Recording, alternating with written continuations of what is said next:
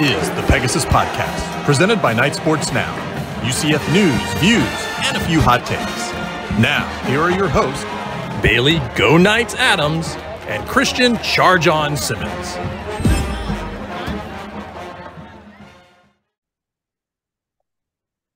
Welcome into episode 150. Be sure you're following us on Twitter at BaileyJAdams22, at @ByCASimmons, and at Night Sports Now. We've reached episode 150. This is, for some people, this is nothing's going to be different at all. For other people, you're watching this on video and you can see our faces. And if that's startling to you, I'm sorry. We do need to point out that Christian has showed up for our 150th episode wearing, looks like a sports coat or a blazer of some sort with a UCF football pin on it. This is literally a suit. Like it's a suit jacket. I can't really tell. I can't believe that it's our first ever video podcast, and the first thing you're doing is slandering my outfit to start. I like that. I did not consider that slandering, but I guess you took things very, very seriously. Let me just say from the start that I'm very excited that we're finally doing a video podcast. It actually feels nice to finally do something special after we say we're going to do something special. And if we do continue to do this, I'm never going to wear a suit again because we've been here. I just pronounced suit very weird. A suit again because we've been a suit. Because I just turned British for half a second there. Sorry, guys. We've been sitting here for 5 minutes and I'm already extraordinarily hot. So this was just a terrible idea. But I'm committed to it because what a tremendous moment for us. Speaking of being hot, to counteract you wearing a suit jacket, I was like, so I just moved a couple weeks ago. I think as we talked about on the podcast recently, and I don't have all of my clothes with me yet, and so I don't have a suit jacket to just go put on. So I went and put on my Kingdom rain jacket. For those of you watching on the video, this is your first visual cue to actually look at. So I'm wearing a Kingdom rain jacket for absolutely no reason, sitting inside my apartment. You also just look like you're wearing like a Star Wars cloak from this angle, which is I should also say that if you're listening to this the normal way, which I assume is most of you, that this is on YouTube. You can you can search Pegasus Podcast on YouTube to find the video version of our podcasts. Apparently from now on, we'll see if this is a thing. So who knows? It's a lot more work for me. Cheers. But imagine if it's just, we do it once. It's like we did something special for our 150th episode only. We didn't start doing video podcasts for 150. We just did one for 150 and that's it. I feel like that would actually be weirdly on brand for us though, to make a big deal, video podcast and just never do it again. And it would be a lot funnier. It would be funny. But unfortunately, I think we're probably going to keep doing it. So you know what's not going to be funny? What's that? Us exposing ourselves for how little we know about cars, because our 5-star review question this week asked us to compare each position group to types of cars. Now, we took this to mean UCF position groups, not just football position groups in general. I didn't even finish. I'm going to wing it. I didn't even finish listing out what I wanted to do. So I guess let's just start with UCF's quarterback. This is really bad because I don't know. I know that if we have listeners who are really into cars, you might just want to skip ahead because I know that there are ones that have 4 doors and I know that there are ones that have 2 doors. Some are trucks. I imagine whoever asked this question is a car person and they're going to be extraordinarily disappointed with our answers. Well, especially because I could be wrong, but I feel like everyone I've ever met who's into cars is really into cars. It's not just I'm a fan. It's they can be this car has 17. I don't even know what a high horsepower is. 100? Yeah, is 100 good? I guess 17 is I don't know. Low. I wish I could make fun of you, but I can't because I don't actually know the answer to that question. Sure at some point in the history of cars, 17 horsepower is really cool. Probably if I told Henry Ford that I could give him a 17 horsepower car, he probably would have been whoa, we're going to be so rich, but I have no idea. So this should be fun, basically. This will be fun. The other thing I want to point out is the stark contrast between our backgrounds. I mean, mine's not complete yet because, again, I just moved. Even when it's complete, it's not going to look as good as Christian's and as professional as Christian's, but I did throw up this UCF Big 12 flag. So, I think the best part about my background is that I'm in it. And I just you're not in the background. You're in the foreground. Oh, that's the foreground, the forefront. You mean? I think it's also the foreground. And if you're using technical terms, I didn't get a good grade. We were journalism majors at UCF, and you had to take a photography class, and it was my worst class by a mile. The professor would put my stuff up on screen, and it got a quick tangent. By the end of the semester, it got to the point that everyone felt bad for me. So when he'd put my photos up, they would pretend to really like them. And one time they did that, and we're we like them. And then our professor pauses and goes, okay, but let's talk about this, and just shreds the photos. So it could be foreground. I have no idea. That was not my best class. I didn't know you were referring to the class at first. So you're just I didn't get a good grade, and I was on what? You're just I don't know. I didn't get a good grade. Literally my worst class of journalism school at UCF by a mile. So probably better at that than what this is going to be with the cars. So let's start with quarterbacks. I don't have anything for quarterbacks yet. So let's hear what you have. I have the Pontiac Fiero. Oh, you went like specific cars. With some I did. I lost interest in this very quickly. So the first couple are going to be much better than the last few. So I wanted to look up a car that I felt like would match John Rice Plumlee. And this is from MotorJunkie.com. I found the Pontiac Fiero, which had an amazing appearance. It was considered to have a really cool and modern design, but unfortunately when it hit the market, it didn't perform well at all. And I feel like that really is just John Rice Plumlee in a nutshell. So that is my quarterback UCF car is the Pontiac Fiero. So I said this to you earlier. I looked up, was trying to do some research for this before I just gave up. And I said, I typed into Google, really fast car that is also mid. I don't know if that was supposed to be like mid-sized or just mid, but I guess the poor performance thing. I don't know. Well, he's very fast. So a fast car, a sports car. Boom. Nice. That's how general I'm going to go with most of these. So running backs. I actually go first here because I do have not a specific, but I have like a type of car. I went Mustang because they're flashy, they're fast, they're cool to look at. I like a good running back. Okay, interesting. I went Jeep Wrangler for running back because I was looking for some sort of all-terrain vehicle since I feel like UCF's running backs can do it all. You got Harvey, who's your shifty guy. You got Bowman, who's just pure speed. Johnny, who when he doesn't fall down is really good. So I went with Jeep Wrangler for running backs. You're way better at this than me. Wide receiver. Let's hear what you have. I went Mustang for wide receiver because I feel like a Mustang is a flashy car, but not like an elite car. You know what I mean? Like it's not a Lamborghini. Is a Lamborghini like a fast car? I think so. I don't know. I was going to say Lamborghini, honestly, just because I don't know. It's one of the expensive ones. So yeah, I think about Javon Baker and I think like Corvette or Lamborghini just because he's just. But I feel like he has that kind of attitude. I feel like he definitely has a Lamborghini attitude, but he has. But then Maybe. With John Rice Plumlee, he's like a Lamborghini with like a Honda Accord engine. Like it's tough. But I feel like I'm doing okay with the car analogies. Hopefully, I'm trying. But yeah, I just felt like Mustang because like I feel like UCF's wide receivers are going to be good this year, and they've definitely got a lot of flash. But I'm not buying them being like an elite core. Does that make sense? Yeah, no, I get that. Okay. Tight ends, I went for a mid-sized truck, maybe like a Nissan Frontier, just because. You know, they're big boys. They can block. They can do that kind of stuff. But they can also still move. They're mid-sized. I wouldn't say they're giant trucks yet. I don't like they're gonna grow into giant trucks. But I'd say a mid-sized truck, like a Nissan Frontier. I like a good Frontier. So for tight end, I was thinking specifically. We're on tight end, right? Yes. Okay. I was thinking specifically with UCF's tight end situation, Alec Holler. I went with the Honda Civic. And I don't mean that as an insult in any way. The Honda Civic is I drive a Honda Civic, car. so I hope you're not insulting it. Listen, it's reliable. It's one of the best-selling cars every year. Everyone who drives it has no complaints about it. It may not be flashy. It may not be overly pricey or something that catches your eye, but it literally always gets the job done. So Alec Holler and tight ends, I'm doing Honda Civic. I was also told the other day that it's one of the safest cars. Like it's safe and reliable, I guess. So yeah, that's I would describe Alec Holler as safe and reliable. That actually feels like a really spot on. Newly minted team captain Alec Holler, by the way. Yeah, I guess we'll talk about that. Yep. Yeah. Offensive line. Big truck. I also put truck. Ford F-150. I just have truck. Defensive line. Do you have a truck? I put a better truck. So that's where I'm at. The D line's gonna be better than the line, right? That feels like a pretty fair. Yeah. For D line, I went faster truck. Like I don't know. Like I don't even know if this is true, but like I feel like a Jeep truck. You know those?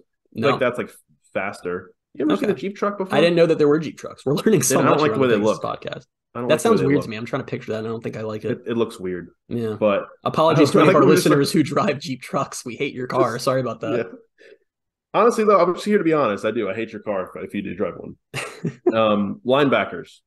I went Camaro because I feel like a Camaro is fast but also strong, and I felt like that sort of sums up linebacker. Also, UCF's linebackers, I have no earthly idea what to expect from them this year, and I feel like you have no earthly idea what to expect from a Camaro because their designs change dramatically like every 10 years. So hand up. This is where I stopped doing anything. Okay. So I'll just start agreeing with you from here on out. Yeah, that sounds good. I'll do Camaro for linebackers. Okay. And for secondary, I wrote a car made up of a bunch of parts from other different cars because I feel like with secondary, they're just desperately trying to put together a lineup that's not going to tank the team. So that's where I'm at with secondary. I like that. I think that makes sense. That could have gone a lot worse, I feel like, than it did. I feel like we did okay. I think we properly struggled through it. Like I think we did fine, but like I don't know. We're gonna get destroyed for this, aren't we? We're fine. I feel good about it. If you don't like our list, then you just don't know as much about cars as we do. So it's unfortunate. That's exactly what the case is. Now to get to what we're actually here to talk about, which is our overs and unders for 2023. We've done this now 3 years running, which I know we've done 150 have we podcasts, really? That's but crazy. yeah, we did this. Well, unless I'm wrong, I think we did this our first year back in 2021. We did. I know we did. Yeah, I just yeah. hadn't thought about it. Yeah, so 3 years now. I didn't really look at my records in the past. I'm sure they're not good. I looked up, I was 7-3 in year one, and then last year I think I was like 6-6, but last year was weird. It's funny how like when you look back on like podcasts from a year ago, like this is why off seasons are so fun. Like there's so much stuff that you become like, we've talked about before. Everyone just says something enough and it just kind of like starts being spoken as fact, and you forget that like you have no idea what's going to happen. Like going into last season, we thought Isaiah Bowser was going to be like the most dominant running back in UCF history because he was healthy for like 4 games in 2021. And in all 4 of those games, he was literally unstoppable. And I still don't really know why that didn't happen this year. I guess it was partially a usage thing, partially, I don't know, but and then RJ Harvey was just RJ Harvey. How much of it was that RJ, and honestly, how much of it was that John Rice Plumlee was going to get his fair share of carries as well? I don't know. I just felt like there weren't a ton of carries to go around at that point. And listen, Bowser was still super valuable last year. He was still that guy who could get you 3 or 4 yards in virtually any situation, no matter what. But he wasn't like last offseason, like on the Over Unders podcast, we're talking about him like, yeah, they're just going to hand him the ball and win 12 games. Like easy money. Did not happen. It actually did not happen, believe it or not. But we'll start with John Rice Plumlee. We set his passing yards total at 2,586 and a half. So if you're wondering why that's such a weird number, he had 2,586 passing yards last year. Do you want to go first or should I? You go first. I feel like I always go first. I'll go first. I took the over, and I'm concerned about it. Okay. I also took the over. I think as we go down through, we have 12 of these, right? So I think as we go through all 12, I will tell you, I'll try not to say it for every one, but I have like, if you're asking my confidence level in each of them, not good. But I don't know. All this talk about vertical passing is, that's the whole thing. They're going to throw the ball down the field. And if he actually can do so successfully, that's going to lead to more passing yards. And I'm kind of I don't know, this is probably a bad thing to do, but I'm banking on him being a little healthier this year. Because I think maybe he's not going to – I don't know. It just depends on how much they can get to him as far as, like, don't put yourself in these positions to get absolutely obliterated by the defender. But banking on him staying a little healthier and having fewer stinkers. Because, like, against Louisville, I think he had, like, 130 passing yards. And then against Georgia Tech, he had, like, 49. And then I wouldn't classify them as stinkers because he got hurt in them. But against Cincinnati, he had, like, I don't know, maybe 20-something yards. And USF, he had, like, 70. So, like, fewer games where he's hurt and fewer games where he's just – can't throw the ball for his life. I mean, when you look at it game by game, to hit the over, he needs to average 216 passing yards a game. And now you just made me feel like he's not going to do right. that. When you phrase it like that, it doesn't feel as likely. And I mean, I agree with everything you said. That I mean, Hinshaw, the entire offseason has just been vertical passing. We're gonna throw the ball vertically. The ball's gonna go downfield. They've discussed it like it is a brand new concept. Like this is literally like 1920, and they are the first team that's ever considered the forward pass. But I have to believe, I think for my own mental health, that he can hit this, and it's why I picked the over because. It's a couple things. One, I think that you talk about like getting to him mentally, the idea of you need to not put your body on the line on every play. You need to learn to slide. You need to extending plays is great. It's not great when it ends in you taking a sack. I feel like the easiest way to get through to him is just sit him down and be like, hey, the entire season crumbled because of that. And I think that's what they've done because he's given a few interviews both at Media Day and beforehand where he's more or less said that. He's been like, the season fell apart because I got hurt, which is true and isn't true. But either way, if he believes it, great. Hopefully that will be somewhere in his head during games. And I don't know. It's like as great of a runner as he is, I don't know that it will be. I don't know. It's like he'll immediately as he steps on the field, he's going to forget all of that. Do you remember that interview he gave? I don't remember who it was. That Charge on XYZ, whatever the hell that thing is. He talked about the host asked him if he thinks a lot about throwing catchable balls, and JRP's answer was like, in practice, I do. But he was like, once you get in the game, like you're in the game, you just like try to get it in there. And I'm like, I feel like that if that's his mentality for this dude, then not good. So but he's just going to know like last year, this is what happened. He's like, he knows about it. He's talking about it all offseason. He's going to step on the field against Kent State. He's like, but I really, really need 6 yards instead of 4. Like I need to lead with my head instead of just sliding. It's Kent State. He's going to look up and be like, I probably have 10 pounds on that linebacker and just try to truck him and get knocked out. Like I can feel it coming. Like I know it's going to happen, but I still took the over because like I said, I'm banking on Henshaw getting through to him. And I just think that naturally, if this offense is what they've advertised as, where they're going to be taking all these downfield shots, I don't think he'll necessarily like be hitting 216 every game, but I think he might break out for a few games of like 400 plus or something that can make it work, especially against lesser opponents. And also the receivers are supposedly really good. They have Javon Baker, they have Kobe Hudson, they have Corey Gamage, they have Xavier Townsend, they have Chauncey Magwood. Like they actually have depth at receiver now. So I don't feel like it's going to be a situation like we've seen both in 2021 and 22, where even when the quarterback's playing well, you can't always get something out of it, you know? Yeah.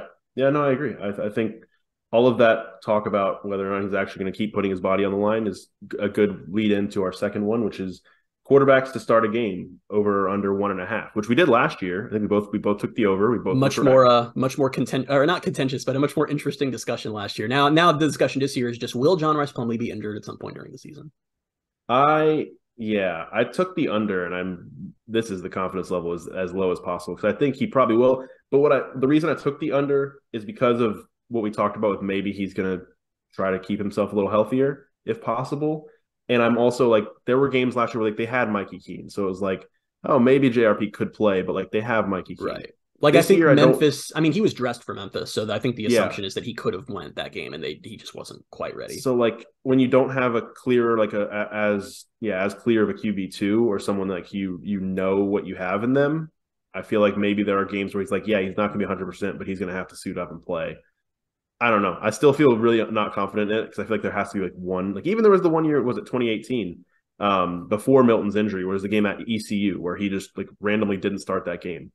And yeah, that's right. Yeah, and then DJ Mack started it. So it was just like I don't know. It could just be a one game where I don't know. Timmy McClain has to start it, but I took the under. And so for all the reasons you just said, I took the over. And I looked it up, and in the last 10 seasons, UCF's only started one quarterback 3 times. It was 2013, 2017, and 2020.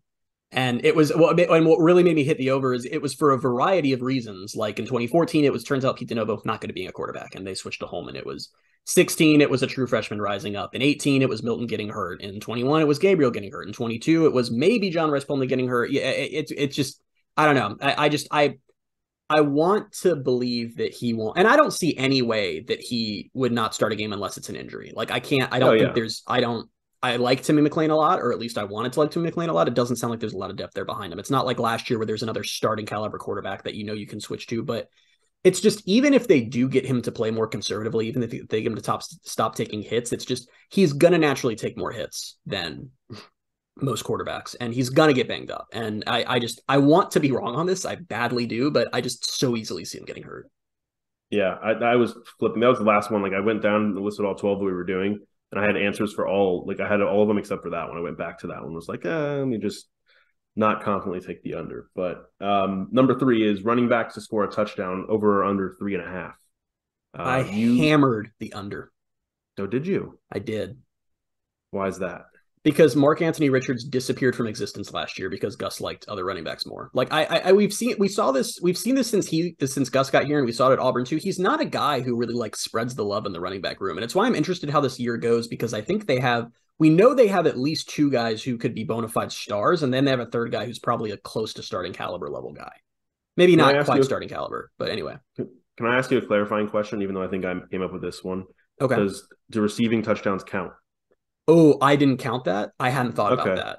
That's a either way. I took the over. I would take the over if receiving touchdowns count. I was just thinking about rushing touchdowns. Okay. I will say that last year only 3 running backs scored rushing touchdowns last year. Yeah, because Johnny had a touchdown, but it was just a receiving touchdown, right? He had one touchdown. It was a receiving one. I think RJ and DeMarcus Bowman are obviously locks, and I don't know. Johnny's the one that I'm not certain in, but I feel like Johnny will get one at one point or at some point, and then there may be a moment for McDonald or Mark Anthony Richards in the Villanova game.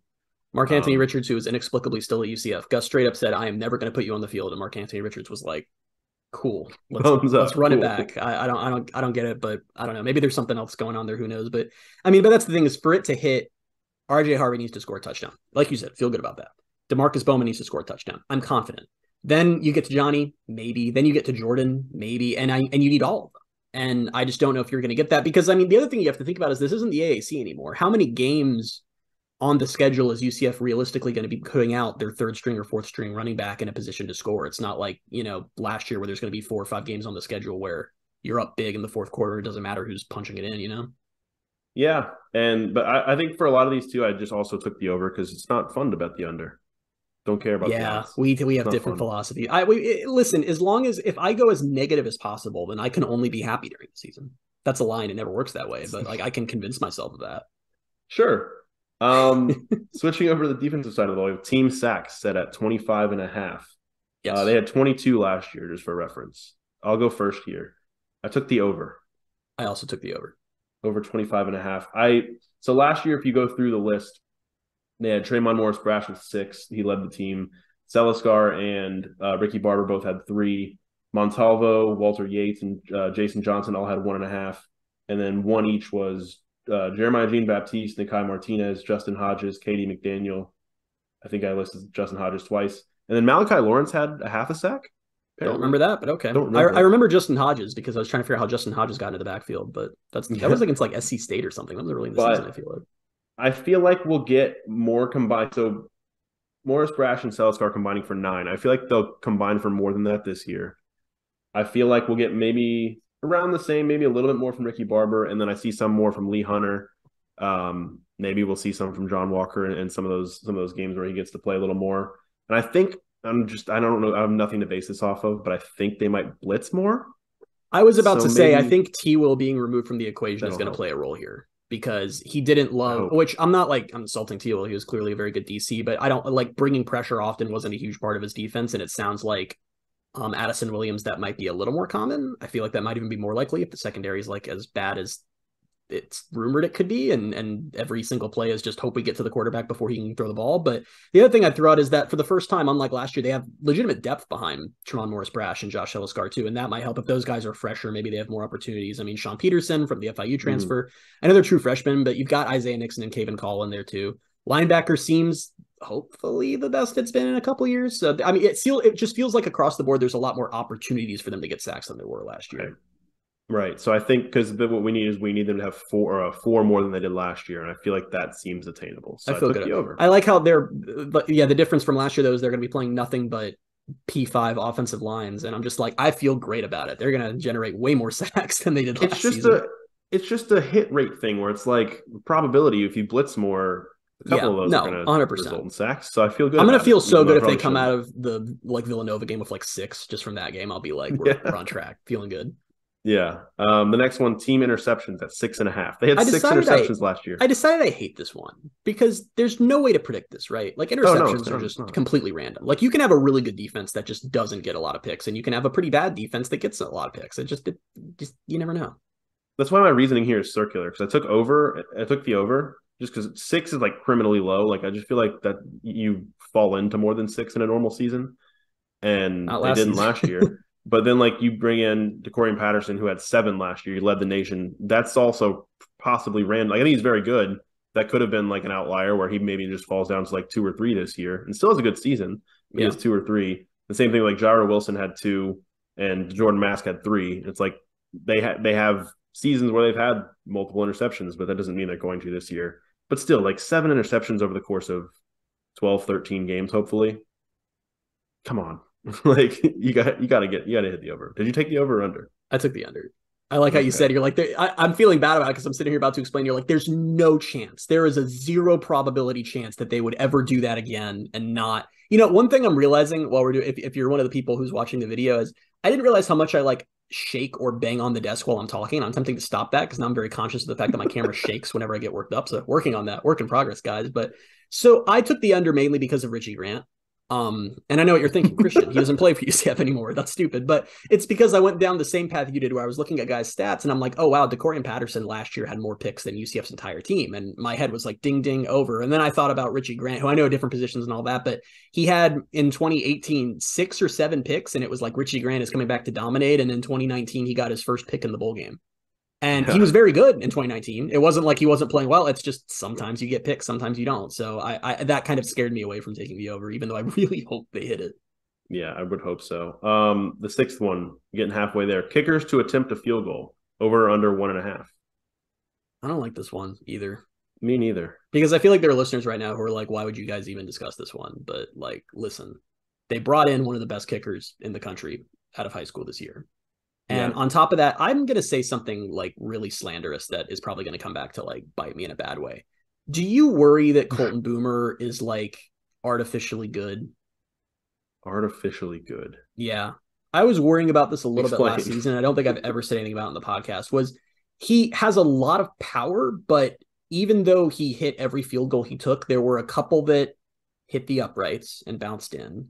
There were a couple that were like way more wild than they needed to be. And I don't know. I'm almost like, is he as good as he seemed last year? Or did a couple of field goals just go his way and kind of pump up? There's no denying he has the power, but I don't know. I like that. I literally, he hit the uprights against Cincy on like a 23-yard field goal at one point. So and it bounced in. I don't know. He's the type of guy where I'm like, if he has a bad game, if he misses a couple field goals, does he bounce back or does he just crumble from here? I don't know. I get like from his personality, I feel like nothing could phase him just because he seems to have that kind of personality. But I still wonder, like, I just feel like they brought in Grant Reddick for a reason. I believe they gave Grant Reddick a scholarship. Like, I think they have multiple kickers on scholarship right now, which is very unusual. I don't know. So like, I don't know. They've been really, obviously fall camp hasn't started. I think it starts 1 week from today. But we don't know if it's like an open competition. We don't know if Boomer is the starting kicker until he's not. We don't really know. I know he was hurt during spring. I think he was in a boot from some other injury. Yeah. I think that at the time it sounded like that wasn't going to be a concern. Yeah, no, I don't think it was. But I'm just thinking like I don't know if they go into camp thinking okay, and then all it takes really is whether it's against Kent State or maybe Villanova. It's like, do we want to see what we have in both kickers? Let's send him out. You remember because like last year, what Gus kind of did with the punters. What Gus did with the punters was like, oh, for this situation, we'll use this punter. For this situation, we'll use this punter. Punting isn't kicking, though. Like, kicking is such a mental game. I feel like the idea of, like, putting both guys out there is really bad. And also, weirdly, something they would do. I don't know. I feel like they'll do it. I don't like that, and I hope they don't do that. I think it'll be, and that's why I took the under. If I didn't say I took the under, because I think it's going to be decided in camp. I'm not saying it's going to be Boomer, but I think that's going to get decided before we have a chance to really weigh in on what we think. You know, I took the over. It's probably just going to be Boomer, but the Grant Reddick stuff was interesting because you're right. It's why did they? Because it's also like Boomer was a freshman last year. Was like Reddick really planning? I mean, if Reddick isn't the guy this year, he'll transfer. I'm sure you're not going to wait around for 3 years to and Boomer 1 season. Boomer wasn't originally on scholarship, was he? I don't think he was because Obarski had a scholarship. Yeah. And then Obarski was politely told to leave. And now Grant Reddick's on scholarship. So I'm not saying that's what happened. Politely told to leave. I don't know. There's situations where and that's why I get annoyed sometimes when like I see fans. We've talked about this in the past with like specific players, but when a young player enters the portal who's only been here for a year and UCF fans go, I'm not talking about Tommy Castellanos, and fans are like, wow. Disclaimer. Definitely not. I'm seriously not talking about him. I'm talking about some of the other ones. And fans go on tour and they're like, wow, he bailed after a year. Like, why should you stay in the system? It's like, God, UCF kicks those guys. Like, they realize that they realize they're not going to live up to what they're supposed to be. And they tell them to get lost so they can use the scholarship on someone else. It's a dirty business. That's one of the other downsides of college football becoming much more of an entertainment product than just my dad went here and so I'm playing here, whatever the hell it was in the 1960s. So, but keep that in mind whenever you're trashing players for entering the portal. Quick tangent. Yeah. And full disclosure on this one, I took the under initially when I was like writing this down earlier and then talked myself into like, while we were talking about it, talk myself into the over. Okay. So I feel like that's going to be a mistake, but I have a hard time with it. I don't know. I'm not saying that it's going to be Boomer automatically, but I just have a hard time seeing that being decided through the course of a season. You know, I feel but also then injuries happen too. So like, how often do kickers get injured mid-season? I mean, I don't know. I don't have the stats pulled up, but like a leg injury is, I mean, as much as they swing their leg. Fair. I think kick was the word you were looking for there, but yeah. No, like I just think about the motion itself. Like it gives you a chance to pull something. I don't know, but I'm we'll see. All right. Well, welcome to the over-unders episode for 2023, where we predict injuries for every UCF play. Well, then what was it? A couple podcasts ago, you said like you don't. What do you say? Like I don't account for injuries ever. Like I don't think they're going to happen. Something came up on Saturday about this that wasn't UCF related. Oh, Bailey and I. So we've said before that we're going to the Cincinnati UCF game. This is going to be so bad. This is on a podcast now. Like now we're putting this out on the universe, like legitimately in video form. If you're listening to the audio, I just did like a nice pose with a smiley face. And I thumbs downed it. That was mean. But we're going to the Cincinnati UCF game, and Bengals Bills is that weekend in Cincinnati. And I've only ever been to one NFL game, so I was like, we should really spend our entire savings accounts on bad seats for this game. And Bailey was like, let's do it.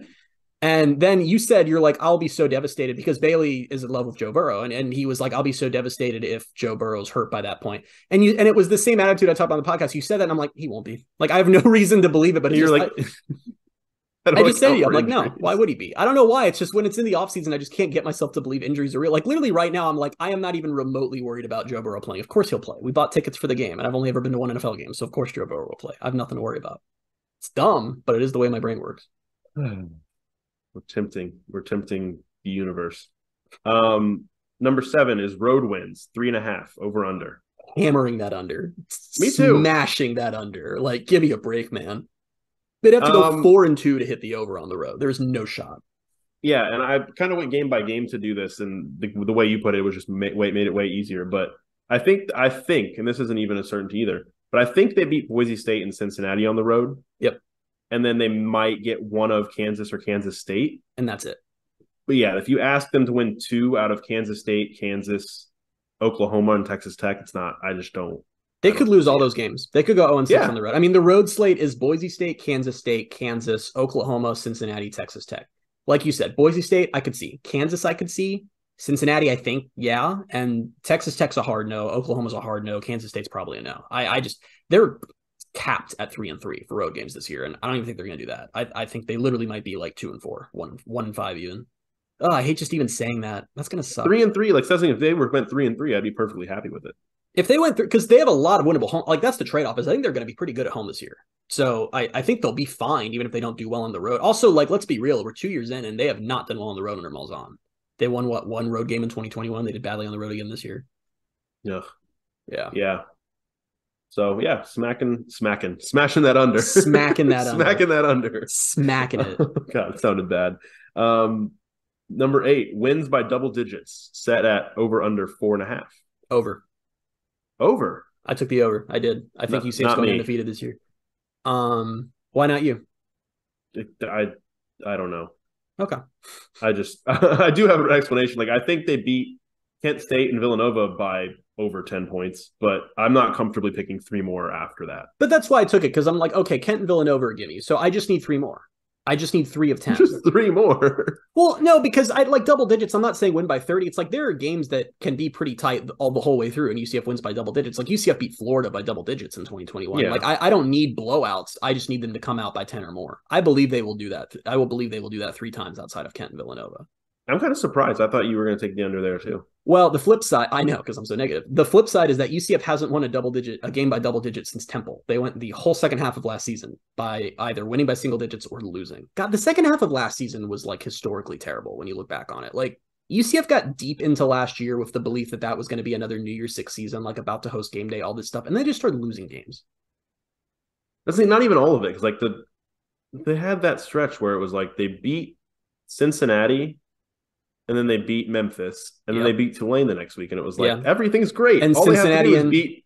Then they have Navy and USF, and then that was the wildest one, because you think about how things were at that point. They beat Cincinnati, who's a top 25 team. They went on the road and beat Memphis with JRP out, and Mikey King looked good. And then they went and beat Tulane with JRP, who was the top 25 team at that point. And you're right, it was literally like they were going to waltz. We had our famous podcast where I declared that why are we even previewing the Navy game? What's the point? Like they were going to waltz to 10-2, and then have to play. And then we were thinking they're going to play Tulane again, probably, who they just beat up on. And like, listen, JRP homers, I'll throw you a bone. Him getting hurt was a huge part of that. There's no doubt about that. But there were also other things at play there, too. Like, you should not be an okay quarterback away from not being able to beat Navy. Like, that was the Navy game was the biggest indictment on the staff, because they did a half of JRP and a half with Mikey, who were 2 very different quarterbacks, and they were equally incapable of doing anything on offense with both of them. That was stunning. I'm trying to think back. That had to have been the worst UCF game I've been there for in person, as far as performance. Like I went there I started in 2016, so like there was some, because like even in 2016, like they went to overtime with Maryland. Yeah, they went down to the wire and lost at the last second against Temple. That was probably one of the more heartbreaking games I've ever seen. Yeah, but Temple also wasn't bad back then. Temple won they were good that year. I'm just saying it was a heartbreaking one to watch. And then like they played pretty poorly against Tulsa that year. But even then, like I think that overall performance, I guess they're not really the defense, so we can't even say overall performance, but just offensively. I don't know. No, they had the Louisville game last year too, so that was also bad. Yeah, but it's also just like the opponent. Like the top two for me are I was there for FIU and Furman in 2015. Those are like the clear top two. But that Navy game is close to being in that category, which it's actually kind of weird because I think Navy, if I remember right, didn't they go 500 in conference last year? They might have. Yeah, they were 4-4. They were 4-8 overall. And honestly, the warning signs were there because they were winning conference games. They were bad conference games, but they won them. They played SMU close. They played Cincinnati close. They only lost the week before they beat UCF. They lost to Notre Dame by 3. So like we should have been more worried about that game. They were better than their record, but it was still just to see UCF literally try both quarterbacks for a half after the whole season of the debate. It's like, we're finally going to settle it. And they can't do anything with either of them. It was just so absurd. What was crazy about that game was like, I was like the whole time, even as badly as they were playing, I was like, there's no way they're going to eke this out. Like, there's no way I wasn't worried. I just wasn't worried the whole way. There was like 4 minutes left. Like even like their last possession, I was like, they'll figure it out. And then as soon as like I think it became like it was really late where it was just like, oh, they actually are going to lose this game. But it was literally the entire second half was like not even exaggerating. The entire second half was score one touchdown. Score one touchdown and you've won the game. That's the only thing you have to do. And they literally couldn't do it. They couldn't even come close to doing it. I remember when Gus switched to Mikey, which he can talk about JRP being hurt all he wants. He switched to Mikey. That's what happened, regardless of whatever the quote unquote public narrative is. And remember, it was like the first drive, I think the second play, Mikey just arced that beautiful ball to Javon Baker down the sideline. And it was like, oh my God, this is amazing. And then you're like, okay, so now they're going to crush him. Mikey's the starter for the rest of the season. This is great. My personal dreams have come true. And then Navy was just like, oh, okay, well, it's opposite. This quarterback can throw, but he can't run. So we'll just bring pressure. Like the Navy was just like, okay, we'll just switch. And then the offense was back to being worthless. It was just insane. How did we get here? I wish we hadn't. Never mind. Okay, let's go. Let's move on to the next one. Didn't like that conversation. The next one, number 9 wins set at 6.5. Yeah. Who's going first here? Let's let the listeners go first. What do you guys think? That silence was for you guys. Yeah, good. I agree with whatever you thought there in that silence. So good job, listener. Next. No, I did say over. I took the over too, and I feel really bad about it. I feel like they are destined. I don't feel that bad about it. This is going to sound so bad at the end of the year. I feel like they are destined to go 7-5. Like every time I look at the schedule, I just see various iterations of 7-5. Like not even the same. Oh, I wish you hadn't said that because I feel the same thing. That means it's not going to happen. I have them at 7-5 in my official prediction. That doesn't feel like it's going to happen. But I can find like every time I look at the schedule and I think about games, I get to 7-5, but like in different ways with different ways. It just feels like that's what's going. And honestly, like. I know that there's a chunk of the fan base that would be raging at that. And frankly, I don't like that chunk of the fan base, so I don't care. They can do whatever they want, but I would be fine with that. Like if I had a button in front of me right now that I could press and lock in 7-5, I'd probably press it because the alternative is terrifying. The alternative of them going 5-7 and not even going to a bowl and all the ridicule that would come with that after how much crap UCF's talked. Like 7-5 is not bad. You have a chance to get the 8 wins with a bowl game. You probably beat at least a couple notable teams. That's not bad for year one. Yeah, I said so. The 3 road wins that I mentioned earlier, which was Cincinnati, Boise State, and then one of the Kansases. You add Kent State and Villanova to that, and you're already at 5. And then I think if they can split Baylor, West Virginia, Oklahoma State, and Houston at the very least. So like, and this is going to be awful. This is a bad thing to say in the podcast, on the podcast. This is going to be out there now. I looked at this and I was like, okay, over under 6.5. Like I could see them going 6-6, but I could see them going 7-5. In a dream world, I could see them going 8-4. I was like, 8-4 seems somehow more likely, and like I can picture that easier than I can 5-7, which makes no sense. I mean, it makes sense because we're UCF fans and we're in that but it's just like optimistic spot of the schedule. I don't know. Okay, here's how I really go into it, and I'm like, I can look at all these different scenarios. And I'm like, things could go really well, and then I think about the alternative scenario. I'm like, well, what if they're just really? What if they're really not good? They could be bad. I mean, like I said, we just never know. But I mean, from what we know now, which isn't much, but from what we know now. You look at the schedule, and there are at most 2 games that I would pencil in. They're definitely losing those games. At most 2. It would be Oklahoma and Texas Tech, and maybe not even. They could win one of those. That's it. All 10 other games are in play. So when you look at it that way, you're like, okay, they could have a really good season. But the flip side is that, and this is why the schedule is so freaking crazy, and it's why the Big 12 is going to be a bloodbath year in and year out, is that virtually every game is a toss-up. Boise State's a toss-up. Kansas State, Baylor, Kansas, West Virginia, Cincinnati, Houston, those are all toss-up games to me. So I just don't. The range of what the season can be is insane. They could be 5-7. They could be 8-4. They could be exactly the same team and be 5-7 or 8-4. It's not about how good they are. It's just how certain games are going to go. You know. Well, that's where I look at it too. Is like there's all these teams where I'm like it could go either way, and I think Oklahoma and Texas Tech are the two. Where I'm like those feel like the least likely to win, and then I feel like one of the other teams or two of the other teams out of nowhere are just going to be really really good. Yeah, we don't know which one of them they are. Which one of them's? We don't know which ones they are. Which one of them will be the champs? We just don't know. I honestly, I'm calling it right now. I think Texas Tech's going to win the Big 12. I talked myself into that in the last podcast, and I think I'm sticking with that take, or at least play for it. Not necessarily win it, but I think they're going to be like it'll be Texas Tech for the Big 12 title. I'm going to call it right now. And then I will root heavily for Texas Tech. I'll root for Texas because I just love that burnt orange. Go SEC, baby. Okay. No, I really we did this last year and it confused me. Have I said? Let me say really quickly. I do have a sense of gratitude towards Texas, and we don't talk about that enough because like their selfishness is the reason UCF is in the Power 5. Like, let's not forget that. Like, if Texas had just been normal, UCF would still be in the AAC. Them being arrogant is what's letting this happen. So, like, I do have some gratitude for Texas. Thank you, Texas. That's fair. This is the one that confused me last year and it confused me again this year. Put finish in the Big 12.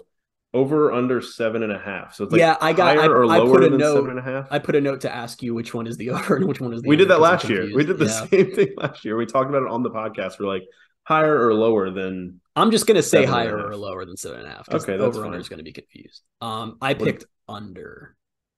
Wait, you didn't? Oh, wait, I'm sorry. I don't know why I did that. I apologize. You just said I'm going to say higher or lower, and then you said under. Didn't you do that recently? Oh, yeah. Last week's podcast, you were like, can I guess? And then you asked me a question instead of guessing. I'm really sorry. I can't believe we do that every week now. Oh, good Lord. I'm losing So what did you take? I was about to say under again. I took worse than below 7. And my reasoning for that is that it's a 14-team league, man. Like, I was looking at the other 14-team leagues, of which there are 2, in case you didn't know. 3. There's 3. My bad. And like NC State went 8-5 last year and finished 8th in the ACC. Like, it's like they can. What was their conference record? I don't know. I wish that that's what it goes by. But you know what I mean? It's like when you look at the schedule as a whole, and I can say, they can go 7-5 or 8-4. It's like they can go 8-4 in this league and literally be 8th. So I have a hard time seeing a path to them being, especially with how balanced the Big 12 is. I don't know. I hope I'm wrong, but it also doesn't matter. Like, do people care about this type of stuff? I don't think so. Yeah, I don't really. I took higher, but like just because I said I think they're going to finish 7th. That was my guess. Like right smack in the middle. If you ain't first, you're last. That's my official stance on this. I kind of have them around 4 and 5 in conference play, and that would have tied for 6th last year. So they could have been. They're right around. Like we set this at a ridiculous. Like I would not touch this bet with what do they call it? What do they say? A 10-foot pole. What? Like, I would not touch this bet.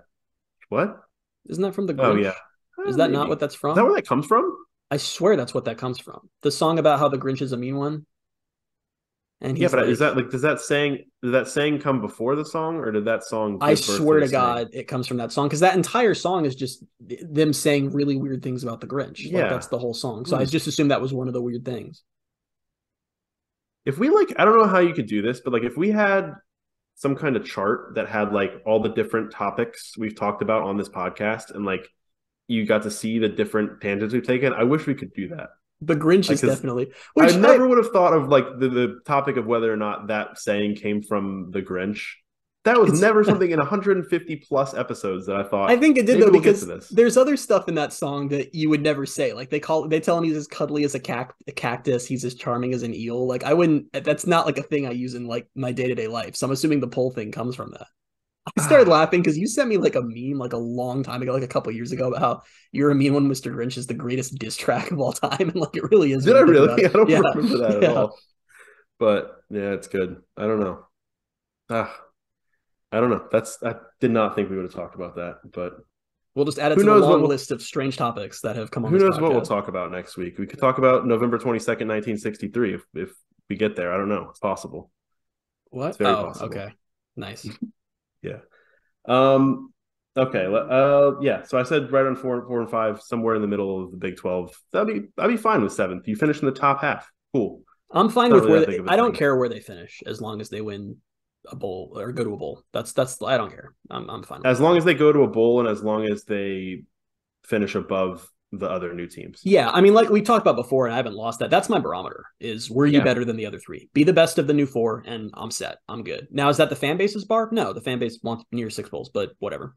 Have you thought about this is the last year of New Year's Six bowls? That is weird. It's wild to think about.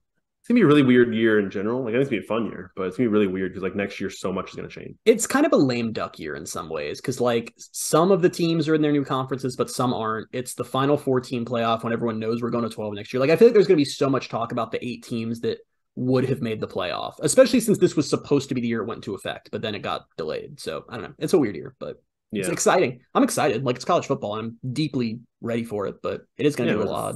5 weeks from Thursday, I think. God, we're getting close, man. We're getting close. Two more. All Big 12 selections set at 2.5. Under. There's 14 teams, guys. There's 14 teams. I mean, there's that. UCF's not top dog. I don't think they go from 0 to 3 because they had 0 in the preseason All Big 12 team. I don't think they go from 0 to 3. There's also just so much talent on some of these teams. Yeah. Like, it's and honestly, UCF's gonna like RJ Harvey is gonna be one of the best running backs in the Big 12. But if UCF's 7-5, people might not notice. So it's gonna be tough to. I don't know how you beat that. Maybe we're wrong. Maybe UCF is gonna sweep the conference awards on their way to the playoff. But it's just too big because it's too big of a conference. You look at it. There's 14 teams, and you look at the top teams are going to have so much representation. Like, right. You look at just so you can look at the preseason one just as a kind of a barometer, and you say Texas is going to have 5 or 6 of those spots probably, unless they're really Texas bad. And Oklahoma are going to stack guys just because they're Texas and Oklahoma, like just because those guys are so talented, even if they aren't winning the league or whatever. It's just there just aren't a lot of spots to go around, especially not for the new 4. So I'm not feeling great about it. I'm not either. So then the final one, times UCF wears the night mode jersey. Okay, I added this one because I'm a little over fans.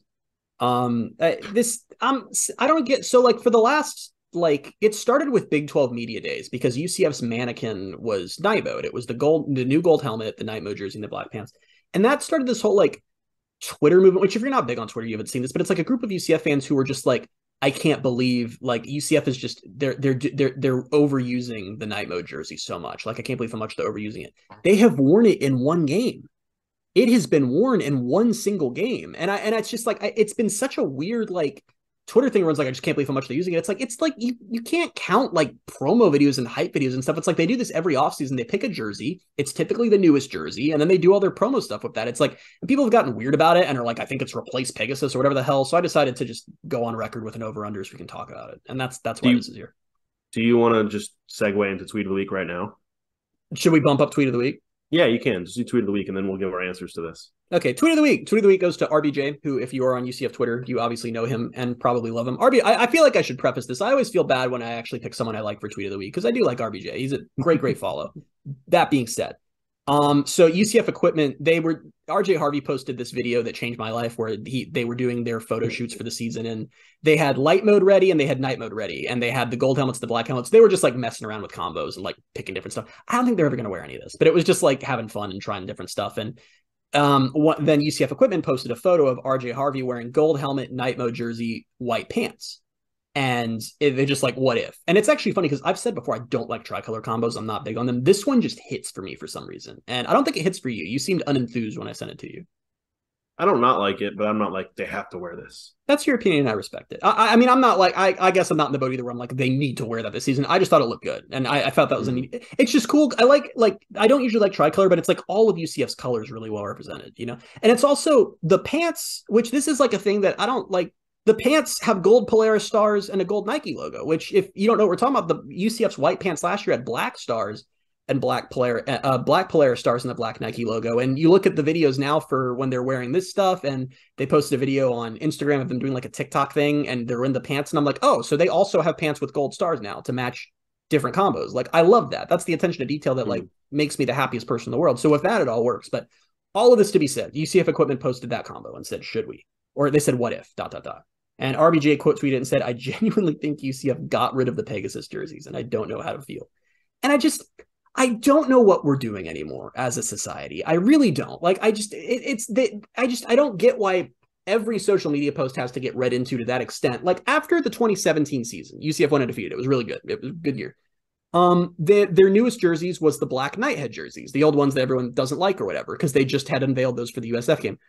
All of the media for that season going into 2018 was the black Nighthead jerseys. They wore them for FanFest. They wore them for their photo shoots for the season. They were posting photos of Milton in different combos.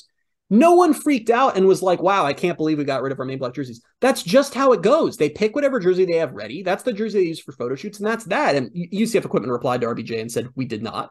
And that was nice to get that confirmation that UCF had not, for no reason, gotten rid of half of their uniform set. But I just like, can we stop freaking out about dumb uniform things? Like, I meant, like, I knew we were now I'm just like ranting. I'm trying not to, but it's like, I knew we were going to get here eventually, because when UCF, from 1979 to 2015, UCF did not have good uniforms. They didn't have terrible uniforms. They just had whatever uniforms they weren't going to talk about. Then UCF switched to amazing uniforms in 2016, and they went through about 4 years of, wow, UCF has cool uniforms. This is awesome. And then once you got a generation in where you'd had a generation of fans who were used to uniforms, it just became nitpicking. It started in 2020 and it's continued now, where every combo, every tweet is like, well, I personally would have gone with white accessories or something. It's like, can we just like stop? Like, uniforms are opinions. Like, you don't have to throw a fit every time UCF doesn't wear the exact combo you had in mind for a game. I just don't get it. It's such a weird mentality. Or think that they're getting rid of uniforms because they didn't wear a specific jersey for a photo shoot. It's just so odd. I can't wait till they wear the Nighthead ones for like 6 games, for Fan Fest. No, I'm talking about Fan Fest. Yeah, because it's going to give more. It's going to give more into the narratives. They're I took the under here. I know. I feel like I should say again, because I always feel bad when I pick someone I like for tweet of the week. RBJ, great follow. Should follow him. Just one tweet of the week. Only one tweet of the week. There are people on here who have been tweet of the week multiple times. So, yeah. So I took the under. I think they wear it twice. Yeah, I took the under too. I think they will wear it twice. That's also what I think. I've got Kent. I think they said they're going to wear it for Kent State. We know that. Yep, they're going gold, black for Kent State. I think that you'll see a, I don't know. I think you'll probably see like a blackout night mode at some point, like they did for Cincy. And I think that will West probably Virginia is my pick. Really? I was thinking Baylor, but okay. Really? We'll see. Maybe. Well, I'm thinking gold. Ooh, never mind. I don't know. Could be Baylor. I was going to say I'm thinking gold, black, but that would look better with the Nighthead jersey. So, I don't know. You can go a lot of different ways for sure.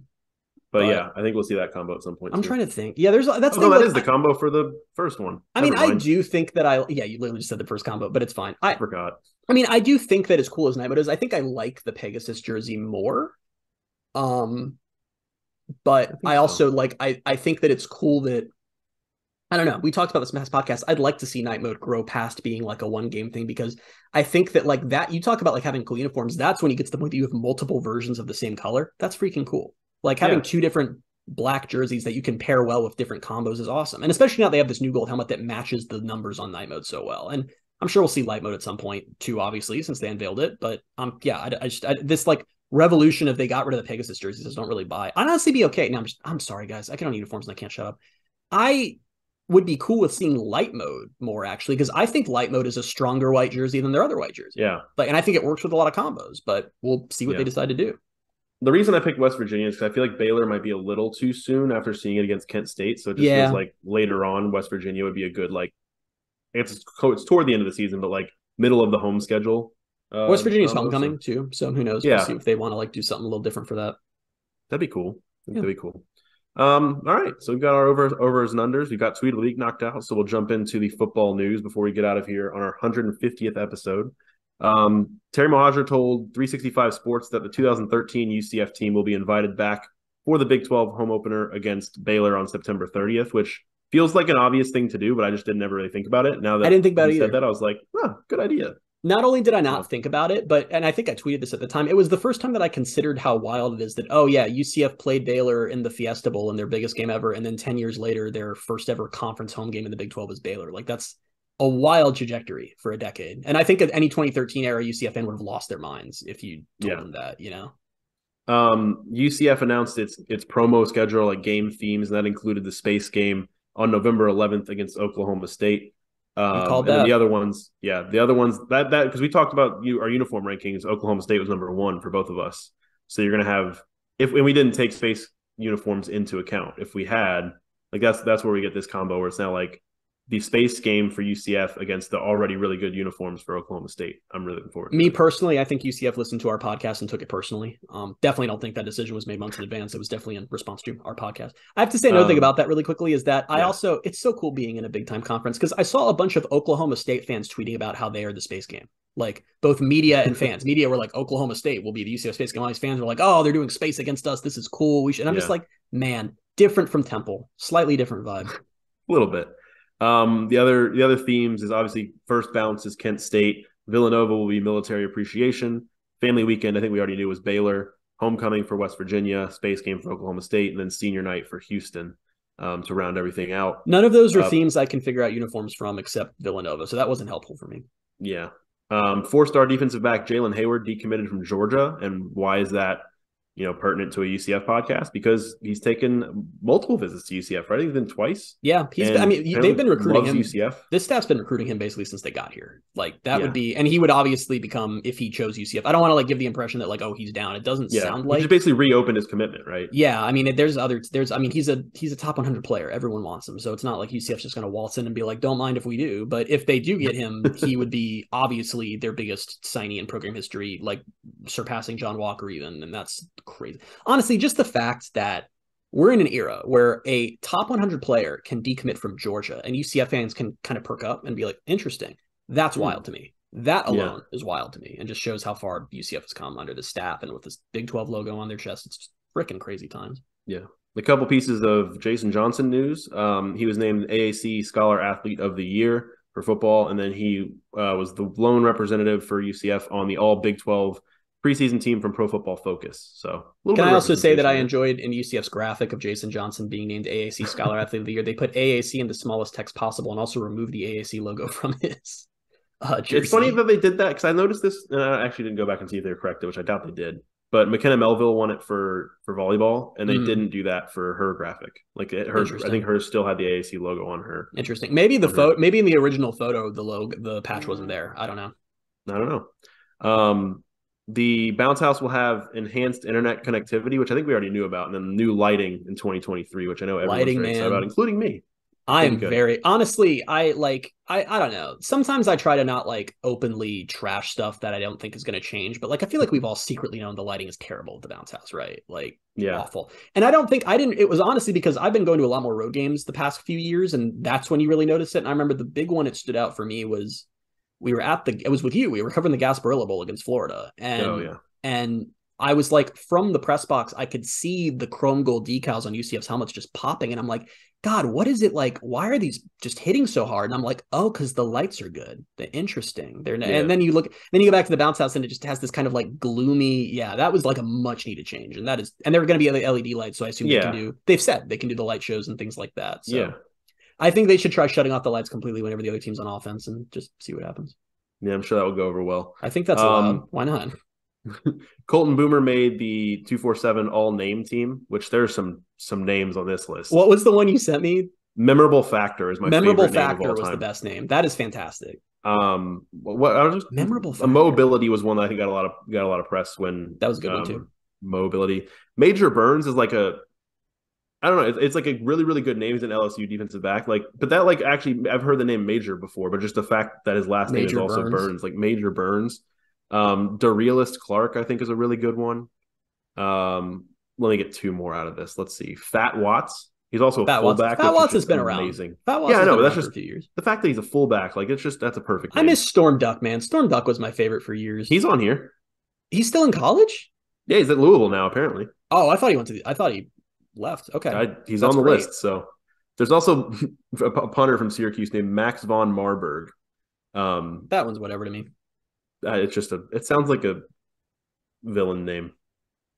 It does.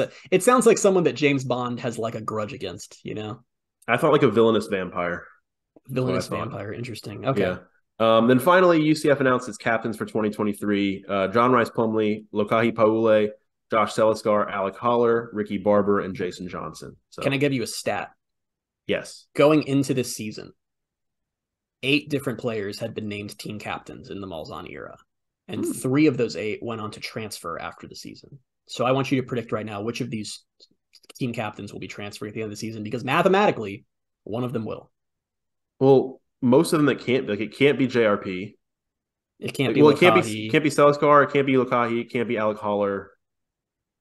I don't think it can be Ricky Barber, can it? Maybe they Jason saw Johnson, that stat too and were like, big news. Only players with no eligibility are now eligible for being team captains because we're sick of our team captains transferring. I mean, they had 2 team captains transfer after last season. It's really weird. It's not a great That's a weird stat. But yeah, well, I was just thinking about it because I wanted to compare to last year, and obviously I think it's Seliskar's the only returning captain just because everyone else graduated. But I looked and it's like, oh yeah, Ryan O'Keefe was a captain. He's gone. Jeremiah Jean Baptiste was a captain. He's gone. Dylan Gabriel was a captain the year before. He's gone. And it's like, oh, that's kind of a weird, almost half of your team captains transfer after the season. That is very weird. But what also is very, very weird is that the fact that we got through 150 episodes of this podcast. And that is wild. And honestly, just fun. Thank you so much, truly, to everyone who's listened to us. Like, this has been such a fun 2.5 years, and I'm looking forward to another 2.5 years of fun as well. Maybe in video form. I guess we're just going to keep doing this. It's fun to have to think about how I look once a week. But yeah, let us know. I mean, we'll see if you guys are interested in this, if you like watching a video form. Honestly, I'm open to let us know if you'd prefer that we post it in like 10-minute increments or different clips, things like that. I know different podcasts do different YouTube type things. Let us know what you're looking for, and we will try to oblige you. But truly, thank you so much to each and every one of you. We appreciate it so much that you've been listening with us for all this time.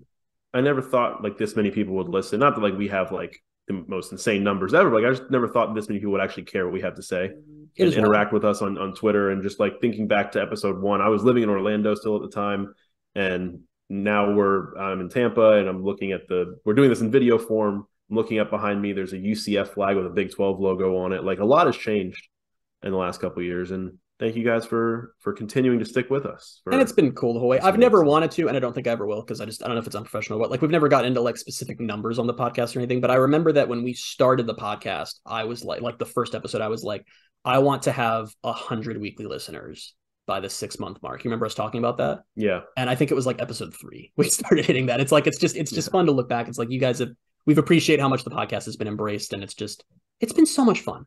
From Shreveport to the Grinch. It's been a ride. So we appreciate it. Yeah, we'll see where the next 150 take us, but we will be back next week with episode 151. Until then, you can find us on Twitter at BaileyJAdams22, at @CA Simmons, and at Night Sports Now. Keep leaving those 5-star reviews. Keep asking us some questions. Keep interacting with us on Twitter. It's fun. It's a lot of fun. But thank you guys so much for being with us, and we'll talk to you soon. Bye, everybody.